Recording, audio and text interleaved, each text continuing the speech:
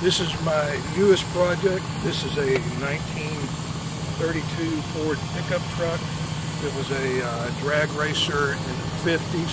It was built in 57, and the last time it was raced was 1961. A guy named Wendell Bonador raced it. It had a 6-cylinder in it, and it sat outside from 1961 until I got it 2 days ago. And the car is really rough, but the frame is in very good shape. And he gave me new front axle with it. I've got a lot of, not new parts, but better parts that are on here, like the A-pillar here. You see how it's rusted out. We got one over there. We may just cut it right along here. Depends on how that looks. I'll show you in a minute. But you can see back in the day, this was a, see how they welded this together?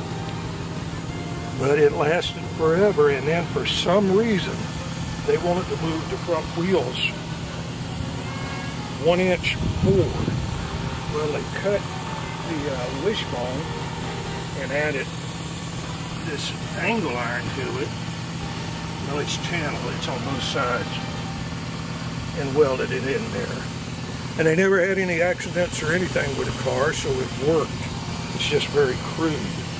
And the way a wishbone works, it comes like this, and it goes right back in here. And there's a ball on the end of the wishbone that fits in this, and it's got rubber on it, and that's what keeps the front end in place. Kind of that was Henry's best deal, so we're going to change it a little bit. We're going to put the radius rods out on the outside, on both sides, and I think it'll do a whole lot better.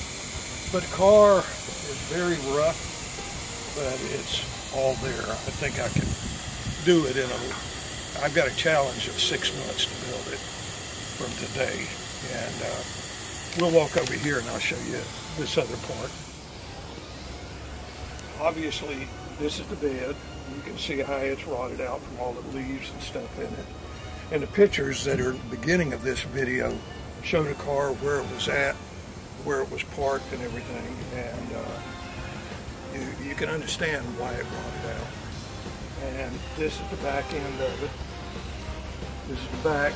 This is the cab. And when I went to pick the cab up, I put this on it to pick it up. Well, it tore it loose from the front, the A-pillars. And you can see this thing's pretty well rusted, rotted. The guy that gave me the car, Wendell, he at one time had bought another one. This is another 32 Ford. And the way you tell the 32, and here I didn't know this until the other day, you see how it curves there? Model A is square. It's a 90-degree angle. This has a little curve in it. I ain't sure. Somebody told me that the cab was a little bit bigger on the 32 than the Model A. I don't know if that's true or not. But we're probably going to cut this right along here and use the bottom of that one, and then use the top of this one because it's still attached and it's in pretty good shape, considering. And this one also, at some point in its life, somebody put it on another car because I'm sure that's not stock. So it's going to be a challenge, and then this, I don't exactly understand all I know about this. This from where when I picked it up, it was back here.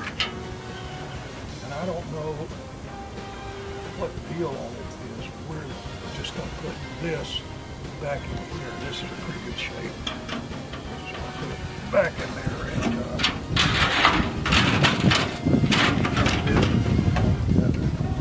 I like to know the history on this stuff. It's really neat when you start getting into them. Why did they do that? you know, what is this? Where did it come from? And I'd like to talk to them, but you can see this one is much better up here. It's not wadded out along this. And this will be, it ain't going to be easy to fix, but it'll be easier. And you can grind all this old metal out and put new metal in here. And this one is very salvageable. This was up under it. One time there was no tree there, and it had a tree about that big around. It was growing right through here, and that's where it was rubbing against it. And you couldn't move it because the tree was holding it, wasn't denting it yet. So I put my tractor on the front, picked it up, tilted it, and it came out. It was a little bit more than that, but that's basically what happened. So I got it before the tree completely consumed it. Before the tree got it. Yeah. On this cab and stuff here, there was a tree growing up in the, and there's pictures in them, still pictures in the beginning, and you can see where they were doing. This is the door off of this, and we're going to cut it right here across, because this is better than what I've got. This is passenger door, and this is this was a passenger door. Looks like you got a lot of fabrication to do, Fred. Oh yeah, got a lot of fun going on. I'm looking forward to it. It's a big deal, but it's challenging, you know. And my granddaughter asked me last night, "Why are you working on something this bad?" She came over and helped me a little bit. I said, well, there's two reasons. Number one, the history in this car, and the other thing is it's a challenge. And the big deal is a challenge. And I think, did you see the 36 Chevrolet that we redid, the number 24 car? Did we have it on the internet? Yeah. Oh, okay. So you saw it was worse than this. Oh boy. Yeah. That came out nice. Yeah, because it had no frame. The frame was rotted. I got pieces of it around back. You could pick it up and it'd fall apart. Okay. So a little bit more to go on now. Yeah. Cool.